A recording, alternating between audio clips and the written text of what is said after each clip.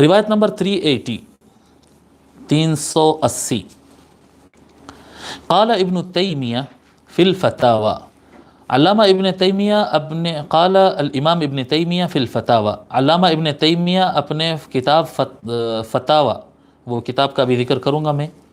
یہ روایت بیان کر دے کے، اس میں وہ لکھتے ہیں وَإِنْ أَرَادَ أَنَّ مَنْ دَعَ اللَّهَ لَا يَرْفَعُ إِلَيْهِ يَدَيْهِ فَهَذَا خِلَافُ مَا تَوَاتَرَتْ بِهِ السُّنَنُ عَنِ النَّبِيِّ صلی اللہ علیہ وآلہ وسلم۔ اگر کوئی شخص ایسے ارادہ کرے کہ وہ اللہ تبارک و تعالیٰ کی سے دعا کرے اور لیکن وہ اپنے ہاتھوں کو نہ اٹھائے، وَإِنْ أَرَادَ أَنَّ مَنْ دَعَ اللَّهَ لَا يَرْفَعْ إِلَيْهِ يَدَيْهِ فَهَذَا خِلَافُ مَا تَوَاتَرَتْ بِهِ السُّنَنُ۔ اگر وہ عالم جو بھی بیان کر رہے ہیں، اوپر سے کچھ بیان چلتے آ رہا ہے، اگر کوئی یہ دعویٰ کرتا ہے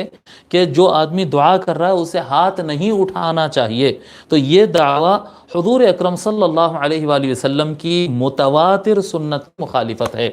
متواتر کہتے ہیں نا، متواتر سنت حضور صلی اللہ علیہ وآلہ وسلم سے جو اتنے مرتبہ ثابت ہو چکی ہے کہ راوی انگنت ہو جائے، اتنے مرتبہ انگنت، جیسے کہ اوپر امام نووی کا فرمائے نا کہ انگنت ہے، یہ ہم گن نہیں سکتے اتنی مرتبہ حضور صلی اللہ علیہ وسلم اپنا ہاتھ مبارک اٹھا کر دعا کیے، اس کا تذکرہ ملتا ہے۔ تو یہ متواتر سنت کے خلاف ہے اگر کوئی کہتا ہے کہ ہاتھ نہیں اٹھانا چاہیے۔ وما فطر اللہ علیہ عبادہ من رفع الایدی الی اللہ فی الدعاء،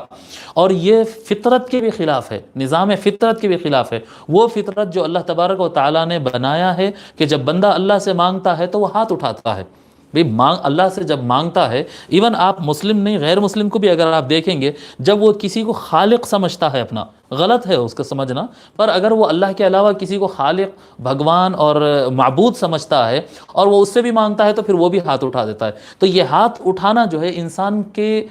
کیا کہتے ہیں، یہ ایک نیچرل عمل ہے، یہ ایک فطری عمل ہے جو اللہ تبارک و تعالیٰ نے انسان کی فطرت میں رکھا ہے۔ سو فطرت بھی یہی ہے اور یہی حضور صلی اللہ علیہ وآلہ وسلم کی سنت ہے، اور یہ سنت متواتر ہے، ایسا امام ابن تیمیہ نے مجموع الفتاوی میں بیان کیا ہے۔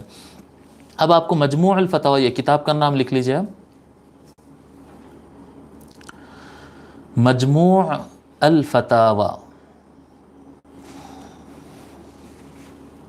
مجموع الفتاوی بہت بڑی کتاب ہے، 30-40 جلد ہوں گے یہ کتاب کے، مجموع الفتاوی۔ ان کے فتاوی کا مجموعہ الگ الگ ٹائم پہ شاید دیے تھے ہوں گے وہ فتاوی۔ آتھر کا نام ہے تقی الدین ابو العباس، تقی الدین ابو العباس احمد بن عبد الحلیم الحرانی، تقی الدین ابو العباس احمد بن عبد الحلیم الحرانی، الحرانی۔ ان کی وفات ہے 728 728 ہجری، 728 ہجری۔